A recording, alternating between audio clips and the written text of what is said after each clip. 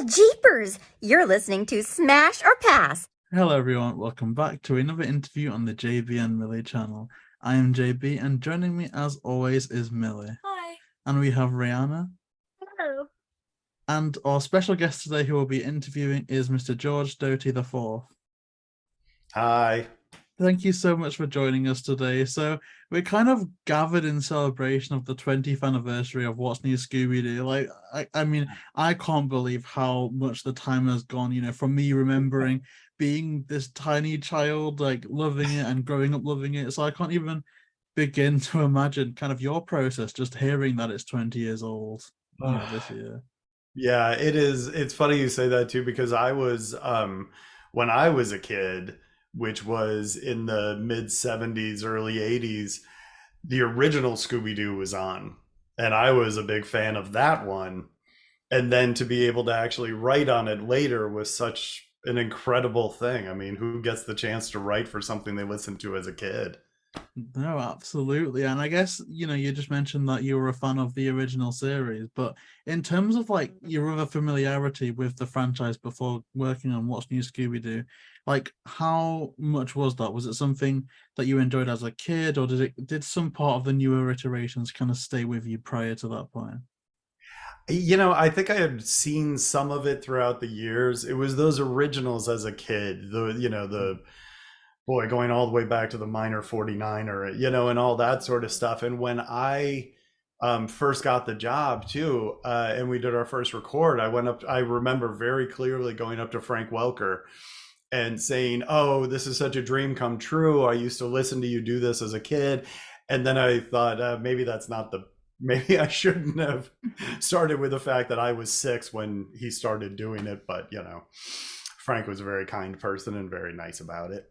No, it's so interesting. And, you know, from like a very recent interview that we did with a director of a Scooby movie this year, he mentioned that he said the exact same thing to him as well. So I think Frank Welker's definitely been just such a staple in the franchise for like so many generations. It's very impressive. Absolutely. And you know what I'm really was so excited and proud of too was that Casey Kasem, our show was the last one that he did as Shaggy. And so I got to work with Casey Kasem and Frank Welker, and then of course also Gray and Mindy as the main cast. I mean, that was a cast. That was a cast. I mean, like you say, it was an incredible cast. And so through either, working with everybody, creating the series, or from when you were a child growing up, was there a member of the gang that ever stood out to you the most? I probably wanted to be Fred. There was something about the cool guy who's always in charge and that sort of stuff. And I think I always wanted a dog like Scooby. Who would want a gigantic? And it's funny too, because when you meet Great Danes in life, you really see where they got a lot of the characteristics of Scooby from. Because they might be gigantic big dogs, but they're also just lovable, huggable, want to lay in your lap and stuff. And that is definitely Scooby. Oh, that's so true. And my mum was actually at the vets yesterday evening and she saw a Great Dane that was 2 years old and a puppy that was only 12 weeks old. And first of all, they're huge as a puppy, but Huge. Every time they were saying, "Get in the back of the car," jumped in. As soon as they were about to close the door, jumped straight back out and laid on the ground. They're the most goofy dogs ever. Yeah, absolutely. And I'm really impressed that they actually took a lot of those traits and put it into Scooby. I think that's really neat. It really is. And you worked on What's New Scooby Doo as a producer, writer, and story editor. So how did you come to working on this series?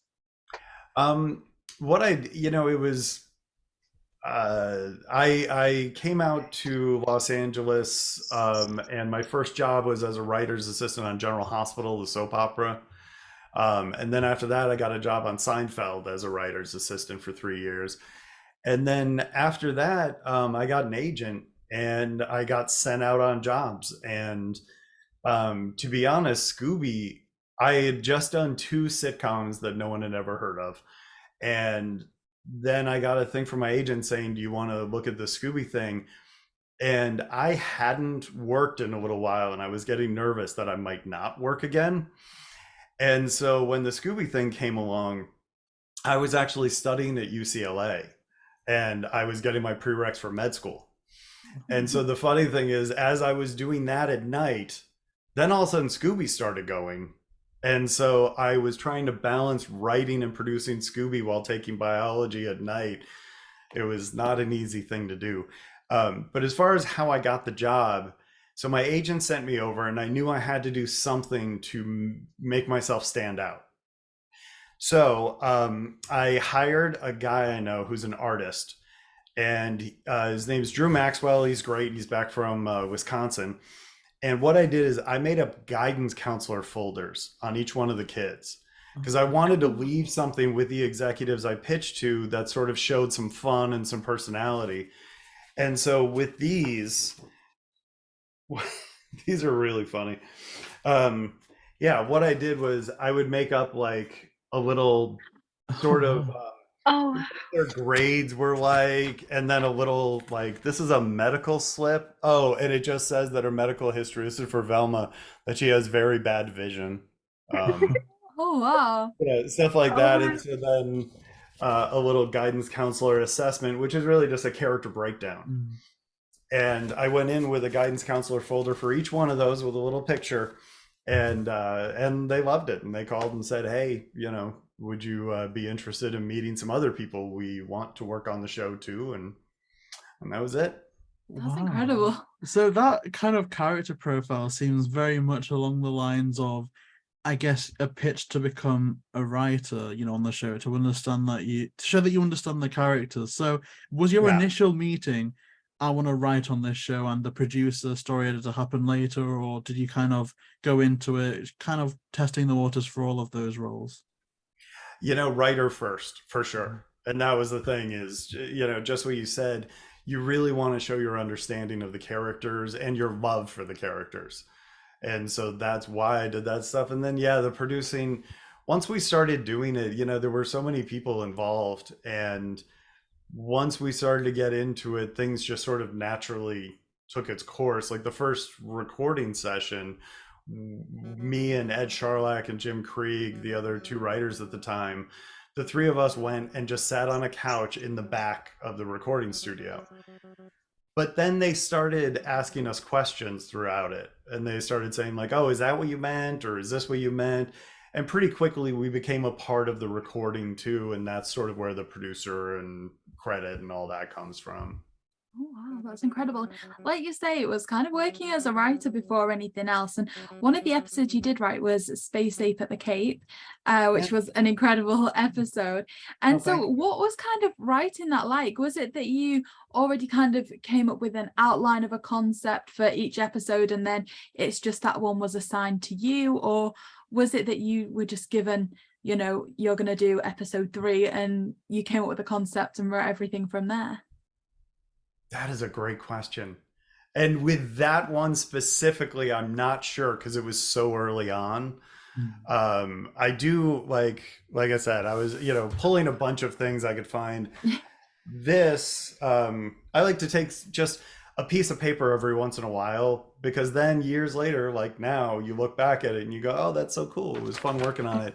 This, and we'll see if we can get it in the camera, is actually the first season script tracking.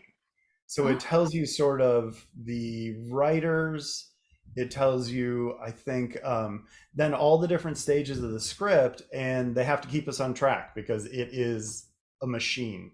Once you start going, you can't just sit around, you got to keep going. So there are all the different dates for all the different things that we had to hit with the scripts. And Space Ape at the Cape, it probably was one of my stories. I don't totally remember. There are times that one of us would come up with a story, but then somebody else would end up writing the script. Like that happened. And even the scripts themselves, there are a lot of times I can look at some of my favorite jokes in my scripts and be like, oh, Jim actually wrote that joke, or Ed wrote that joke. You know, it was a very collaborative thing. Oh, that's really interesting. And one of the second episodes that you ended up writing was Toy Scary Boot, which for us is really memorable for many reasons, but mainly because a character makes a false confession. So What was it like to be able to bring new twists and turns to the Scooby franchise in your time at What's New? That's the whole thing. Like, that's my favorite part of it, was that Scooby was so well known and there had been so many iterations already of it, that our pitch was like, let's have fun with it. It's like, everybody watching is already in the know. So we can play on those conventions. And I always think about how in the movie, in The Mummy, Velma turns out to be the bad guy. And literally that's where the story started. We were talking and we were like, oh, you know what? If we're going to do a movie, it's got to be bigger. It's got to, shatter something. And it's like, to have one of our gang be the actual bad guy, that's turning the conventions on their head, which was my favorite thing to do. I love doing that. I mean, Toy Scary Boo also had the split up scene. Oh yeah. Yes.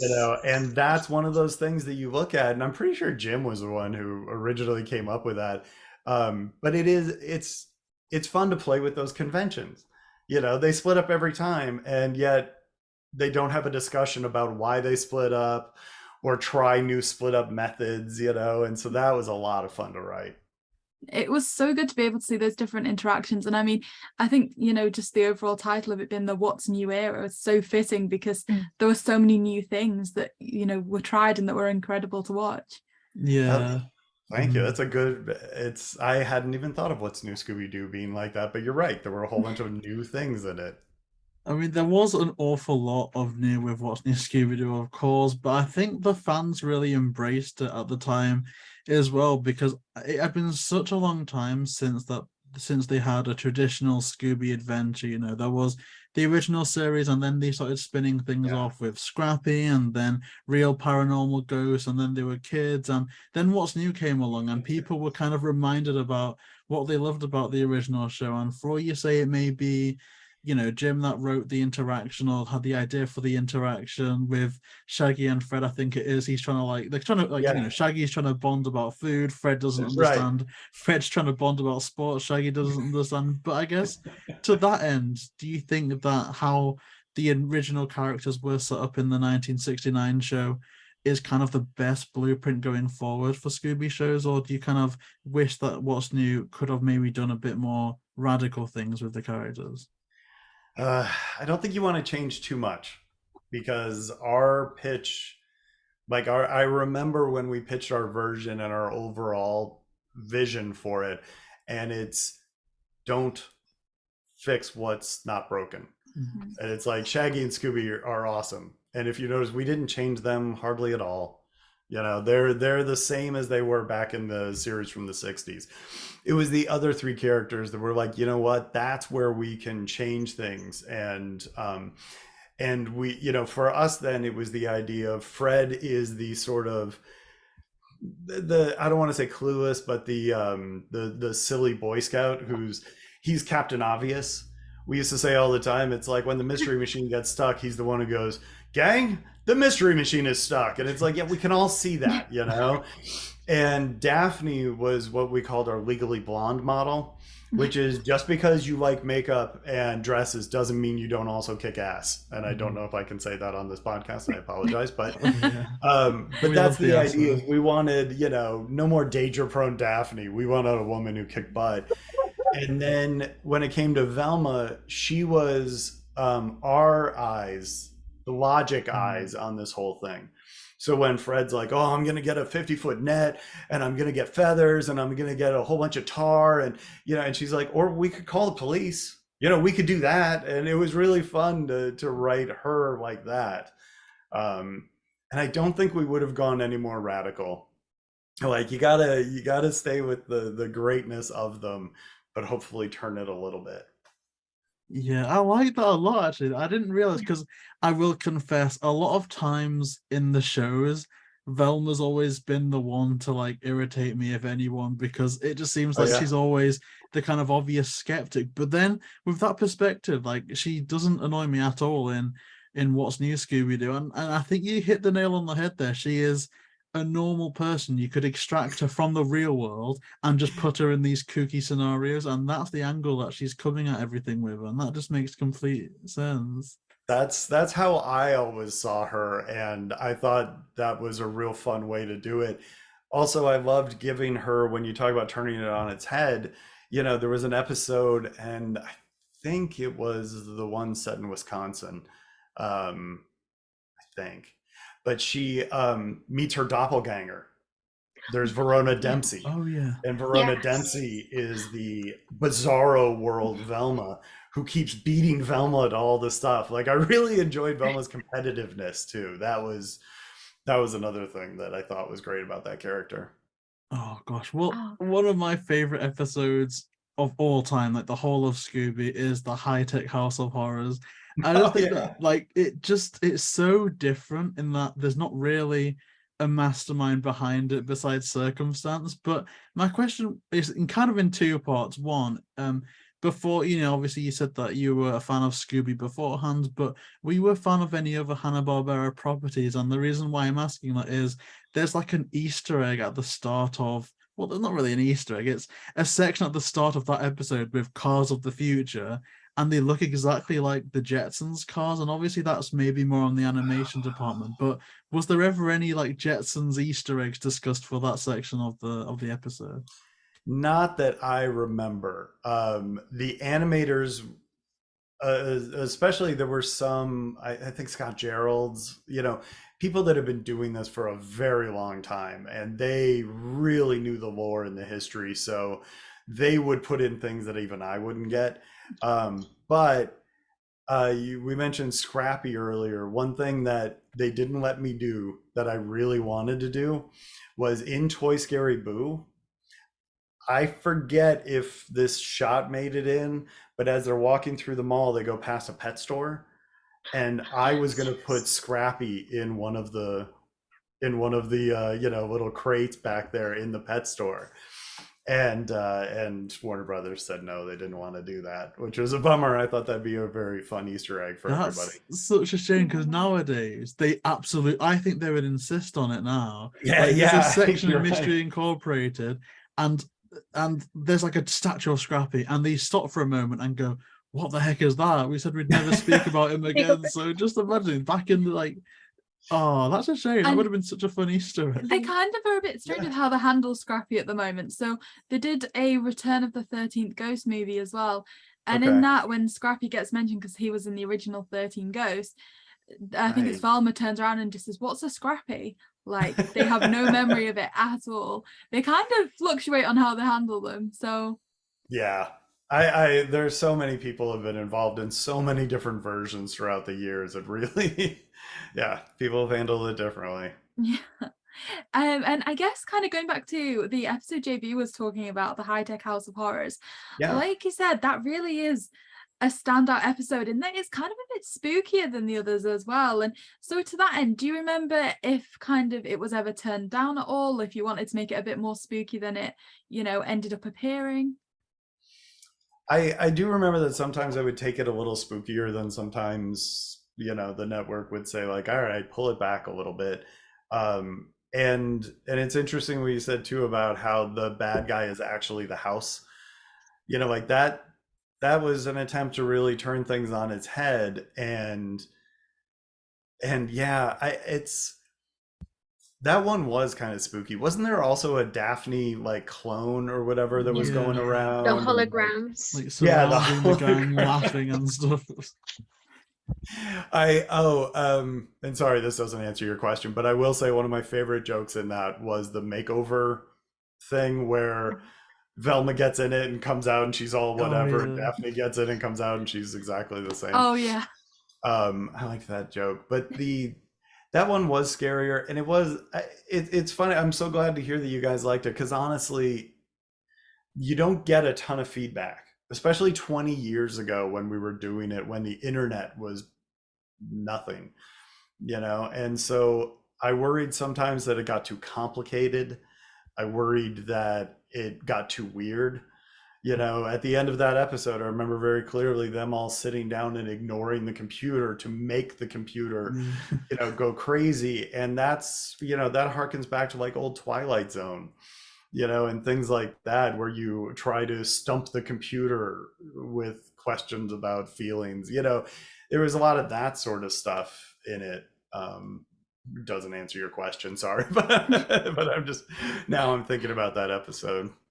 No, I mean, I'm glad that we can almost like reassure you in a way, because I suppose, you know, Scooby at its heart is aimed at kids for a lot of these situations, and the fact that us as kids saw it, loved it, it stuck with us 20 plus years. Now it's like, thank you so much for being a part of it, because like all of these episodes are just incredible. It's so nice to hear that. And you know, I have a friend and she has 2 kids that are 5 and 7, I think. And now that it's on Netflix, you know, I get these random texts every once in a while. Hey, they're watching an episode you wrote. They think it's really funny. They like this and that. And I'm thinking, I never would have thought 20 years ago that this would still be happening. And it is. It's so wonderful. I mean, I think there's something really special about the What's New series. It's certainly, you know, if anyone asks me when it's kind of like, you know, what series is your favorite, that's the one I always come back to. It's the one that was, I think the channel in the UK was Boomerang, that it was always on, but it's kind of like when you saw the What's New Scooby as opposed to, you know, another series, that was when I was kind of rushing to press play. And so it's kind of a shame that, you know, I'd love to have seen, you know, another 100 episodes of it. Do you remember if there was any any concepts that, you know, didn't make it because you were kind of confined to a certain amount of episodes? Or, you know, I do, when I was looking through stuff, and pardon me, I'll take a second to find it. Oh yeah, no, it's right here. Here's the final recording script, by the way, for Toy Scary Boo. oh wow. Yeah, that's why trying to look through some of the stuff. Yeah, the original Scooby scripts. And what's funny too is how much of this stuff you can see that, you know, stuff didn't make it. This is longer than what's on air because of the editing process. And here is this is an interesting one. I think this is from later, but like, here are story ideas. You know, and this is one of the documents where we would sit around, we'd come up with stuff. And when I look at it, the really nice thing was that at the beginning, everyone feels each other out, the network, the studio, us, you know. But after we did that first season, the network and the studio were just great. They were great the whole time, but they really started just being like, oh, you guys got this, you know. And so we got to do, when I look at this page has The Unnatural, Lights, Camera, Mayhem, Insane Rain on the Bullet Train, which turned out to have a different title, but it is the Japanese one, I'm pretty sure. Or I'm not sure. Can't remember that one. Yeah, it is Japanese, and it's the Bullet Train. Ghostly Thing in the Wrestling Ring, which I don't think ever happened. Pompeii and Circumstance, and Toy Scary. Yeah. So that's sort of where they germinate from, is that sort of stuff. And rarely, every once in a while, they'd be like, nah, you can't do this. And I do remember the Japanese one was a real back and forth. That one was one that we handed in an outline and they were like, it doesn't really, we'd like to see more of different things. So we had to work on that one a bunch, but some of them just flew through. Oh, wow, that's so interesting. And you know, one thing that I think everyone likes about What's New is that every episode takes them to a different location, really, and there's different scenarios and settings, which it's so refreshing. And I'm, as you're like listing off, I remember, 'cause I think there was a wrestling episode in What's New, which is one of my favorite ones to watch. It's like with the twisted I can't remember the name. It's like a twisted freak wrestling type. I'm trying to remember it too. It is funny, boy, it's been a while ago, and I did look quickly through to be like, okay, which ones did I write and which ones I haven't. When you say the location stuff, that's interesting because they the network looked beyond just the series too, because they knew they were going to put them on DVD and things like that. So one of the things they talked to us about is, hey, can you give us 4 different episodes that have to do with international travel? Can you give us 4 episodes that have to do with sports? So it's like you do a hockey, you do a baseball, you do all this stuff. And I wrote a lot of those because I'm a big sports fan. But you write those, and then they can take those 4 and sort of make a cohesive set out of them. And international travel was one of our favorite. We had so much fun with those locations around the world. Oh wow, that's amazing. And I believe you mentioned earlier that you did have some interaction with the cast of Mystery Inc. And we're wondering, did you also interact with Simple Plan? And what was it like when it came to writing Simple Plan's episode, but also interacting with the cast of Scooby Doo? Simple Plan, it's very funny that you say that, because I didn't know they're French Canadian, and they have very thick accents. And so they got into the booth and they started recording lines for that episode I wrote. And I immediately thought that maybe they were playing a joke, that they thought it'd be funny to do these, really thick accents. And I said to their manager, like, are they just playing with us? And he looked at me and goes, no, they're French Canadian. And I went, oh, I'm so sorry. I apologize. I didn't realize that. But they turned out to be the nicest guys. They killed it. They were really fun. And that was another one where you turn the convention on the head. That was hey, what if they all did it? Which is Agatha Christie. There's a great Agatha Christie story where at the end you find out there wasn't one murder, there were a number of them, and they all worked together. There's so many amazing episodes in What's New Scooby Doo, and one of the ones which admittedly I've watched so many times that just seeing the name of it, I'm thinking about every single scene that happens in that episode, is E-Scream, which it highlights the potential dangers of advanced technologies. So do you find that you most enjoyed writing stories surrounding this topic, or was it just a coincidence? No, I like that very much. It's, I remember I remember E-Scream because we had the professor in that one from the High Tech House of Horrors. Yeah. And in High Tech House of Horrors, it was voiced by Dave Foley from Kids in the Hall, and he wasn't available when we did the other one. And so we got some voice actor who's really good at mimicking other people to come and do that. And we just said, like, just try and sound like Dave Foley did in this one. But yeah, I really enjoyed writing stuff about technology. I also know the Wild West one that Ed wrote. I know I was really involved in the outline and the story of that one too, because I like the idea of animatronic things that go wild and all that sort of stuff, or technology being a problem like High Tech House of Horrors. Yeah, that was a fun one. And I think too that in that one, Josh Peck did a voice, because for a while I was writing on Drake and Josh, the TV show, and doing Scooby at the same time. And so I got Miranda Cosgrove to come do an episode with the mini golf tournament. So she did a voice, Josh did a voice. It was fun to sort of use the same actors in different places. Oh gosh, it's so iconic. Like, the more I think about it, the more I can kind of just like extract some memories from it. And I think in modern day, with modern day digital releases at least, they always seem to put a Scooby-Doo Christmas at the end of, the iTunes listings and the YouTube listings. But I think Sure. E-Scream was the chronological conclusion of What's New Scooby-Doo. So when writing that, did you know that it would round off the series as a whole? No, I didn't. That's interesting. I hadn't even thought about that.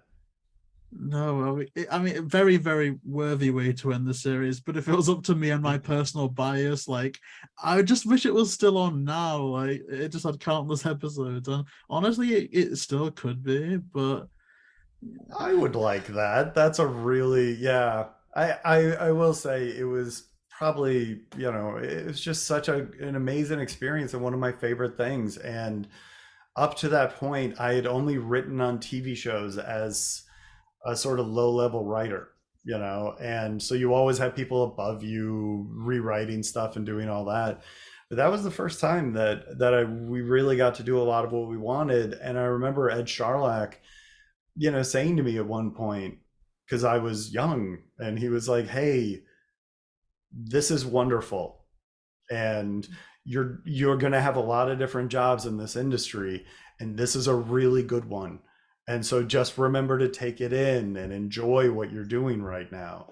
And that's one of the things that I love about Ed, is he was such a wonderful mentor throughout all this stuff. He showed me not just how to write, but how to be a producer and be a valuable member of the team. Oh yeah, speaking to him was just such an honor, and I just look. It's going to be something that I just take with me forever. 20 years from now, 40 years from now, and it's just so fantastic. And I asked this question to Ed Charlock, and he kind of struggled a bit, but he came up with a good answer, because it's just such an iconic thing. I'm sure there's so many to pick from, but do you have a favorite moment if you had to pick one from working on What's New Scooby Doo? Oh man, that is tough. I do think the records. It was just so amazing. Mindy Cohn was so good at the comedy. She just got the character so well. Gray DeLisle was she can do 5 voices in the same show, and you have no idea. She is just through and through a voice pro.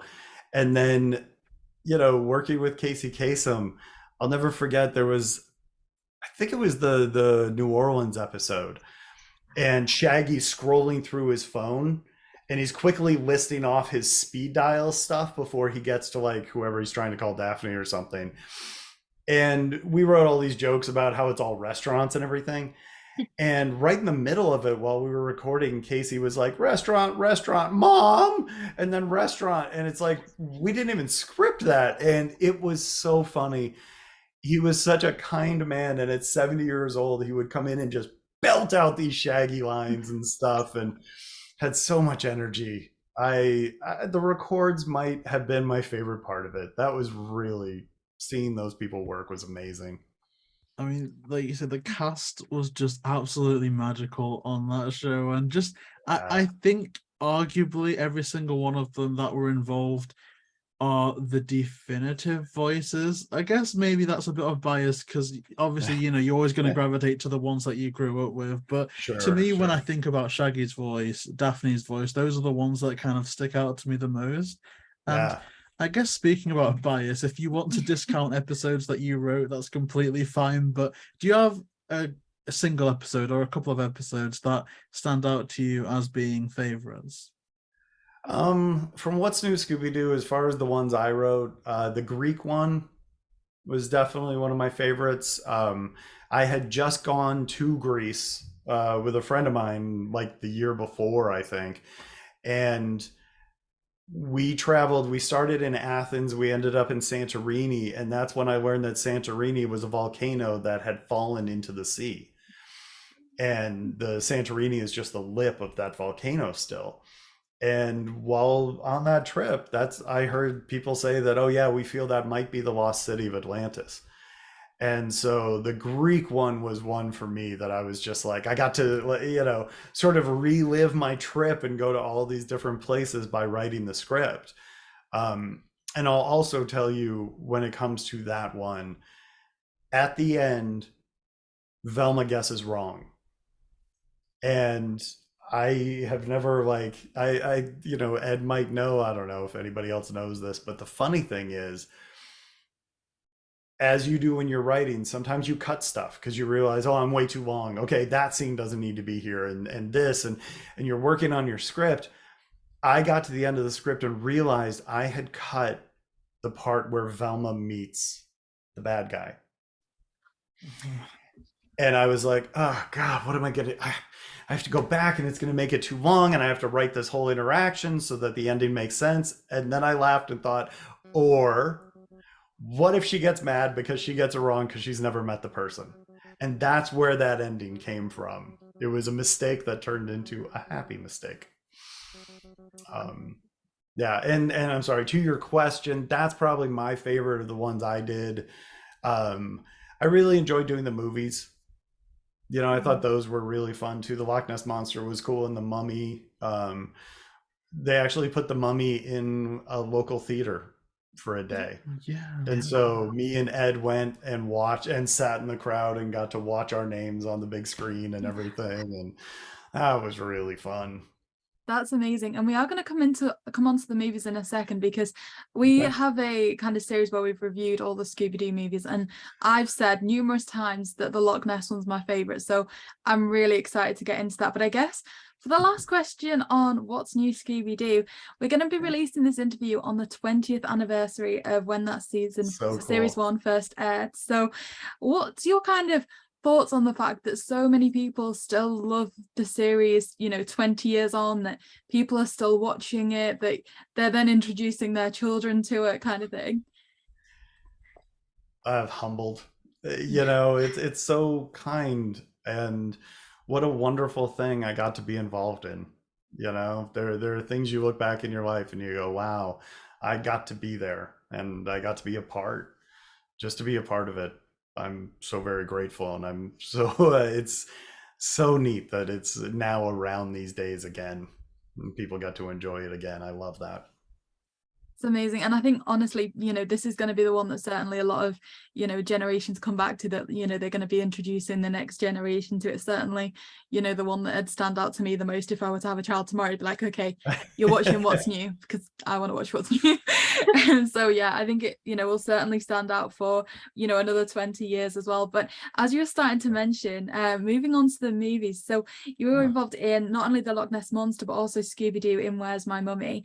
And in regards to kind of working on those, it was that you co-wrote them with Ed Sharlock again, and also Mark Turris. I'm sorry if I pronounced that wrong. So Yeah.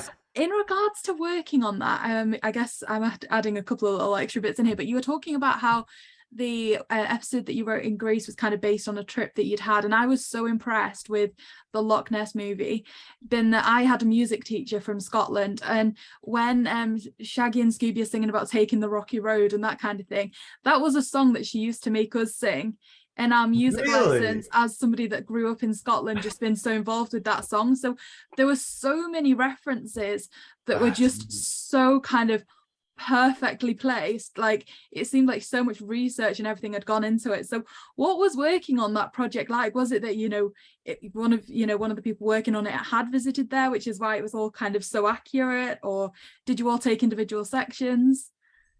It did, and was that the one that Mark Turos also wrote on? Yes, it was. So it was Mark Okay. Turris, Ed Sharlock, and you as well. I think what happened was that Mark probably wrote the original script, because I also know he wrote an episode of the series too, if not more than one. And I think they hired him to write the script, and then they probably hired Ed and I to come in and rewrite it. So we were starting from that point. And I think that one was directed by Joe Sikta also. And Joe was a huge part of all that stuff as far as the story. And he really, you'd go into his office when you talk about research, and that was one of the fun things. We had this nice row of offices, and you could just pop into anybody's office and talk to them, and I could see the artists working on stuff. But I go into Joe's office, and especially the Mummy one, but also Loch Ness, every inch of his office walls were filled with images and reference material of Loch Ness or of Egypt. And he immersed himself so much in that. I'd come in, I remember more for Egypt, him watching those old like Ben-Hur and these movies and stuff, to really just soak himself in it. And I think that's what gives a lot of the authenticity to it. And the interesting thing too is that when you're doing a TV series, you have these directors, and you come up with a story, then you talk to the director, you figure out the best way to make it happen. In a movie, it's more the director's baby, and you're the writer hired to help them get it to where they want it to be, and we took that seriously. And we also took that it's not an episode of the show. You always got to remember that when you do a movie, you need big sequences, you need, harrowing things that go on for 5 minutes of them in underground caverns that get flooded and, lead to this and lead to that. You need the big epic scenes. And that was really important when we did the movies too. I mean, I'd certainly say that the big scenes are really recognizable there. I mean, for the Loch Ness scene, for example, there's the chase scene outside the castle that is a huge scene, and it stands out as one of my favorite kind of Scooby moments of all time, especially with all the music and everything brought together. It just turned out incredibly. So it was so enjoyable to watch. And can I ask, did the writing process alter at all between when you did Loch Ness and then Where's My Mummy? Yeah, it did, because I think that was Joe's first Scooby movie and our first Scooby movie, and so we were all sort of finding the way to work together. And I think on the second one it was easier because we just sort of had the shorthand down and we knew what we were doing. And also that was one, I forget if they came to us with the idea of Egypt or we came to them, or whatever. I forget which way it happened.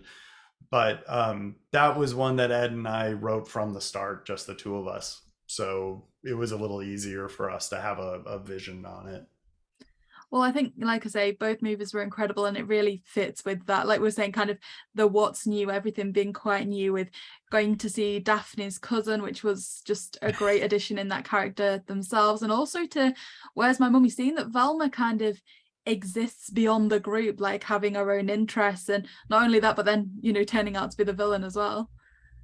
That's exactly it. And it's so much fun to think about, what is Fred doing when he's not with the group? And it's like, that's, any of those characters, it's really interesting to imagine them outside of that. Yeah, for sure.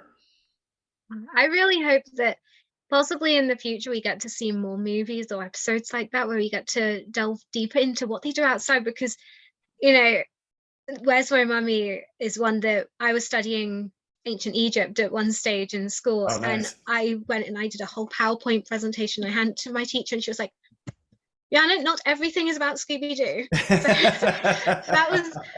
that was very often a note that I got, which is a bit of a shame. But it's but I will say that is one of my favorite. I did a Scooby video game, and it was an online game. It wasn't like for consoles or anything, and it took place in Peru, and it was like Peru and Central America and stuff like that.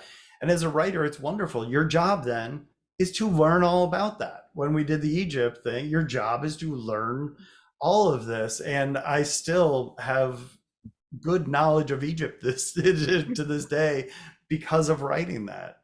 We tried to make it real. We tried to not make it just making stuff up. It's amazing. And like I said, it was all done so accurately, because to have had a Scottish teacher who sings the song that was in that movie was just kind of like, rewatching it in the last year or so for the reviews that we do, it was kind of like, oh my gosh, so much actual detail and facts went into that, and the research and everything. And that you also have to get like Rich Dickerson, who I know you all interviewed, of course, like he was instrumental in that, along with Joe Sikta and Christopher Keenan, the executive at Warner Brothers that we worked with. Like Christopher really had the vision on a lot of this stuff and brought everybody together to make it happen. It's all so amazing. And What's New did so many seasonal episodes as well. So we had the Halloween episode, but also a Scooby Doo Christmas, which anytime it's leading up to Christmas, I'll watch it. When it's Christmas in July, according to Hallmark, and they're showing all the movies, I'll go back and watch it. And so do you recall what it was like writing for this? I remember the Halloween one. Was that the one with Kiss? Yes. That was the primetime one, I think. And we didn't do that one. We were doing the series, and sometimes when they had an outside one, they would get somebody else. The Christmas one, in fact, I remember that they got somebody to write it and then came to us afterward and asked if we'd sort of go through it to make it sound more like What's New Scooby Doo. And I also remember they came to us on like a Thursday, and they were supposed to record the script the next Wednesday. And so we were like, okay. And so Jim and Ed and I sat down, went over the original script, figured out the things we wanted to change. And then it's a 3-act structure. So everybody take an act. And in just a couple of days, we each rewrote our act, put it all together, and then the three of us would sit in a room and go through the whole thing and make it all make sense as a group. Oh wow. Yeah, that's so interesting. And It's fun. so the world of Scooby Doo was set to return to Christmas this year with Scoob Holiday Haunt, and Yeah. unfortunately that was cancelled 10 weeks before completion. And have you been keeping up with the current development at Warner Brothers? And if so, what's your take on it? Because we loved the Scooby Doo Christmas episode that you did, and we would have loved to see this one. I would have loved to see this one too. I don't keep up with it much anymore. In my, you know, current role, because I still write and I do a bunch of different things. And so I will talk to executives, and I talked to some over there recently. I know that they have the the adult version of Velma coming out as a series from Mindy Kaling.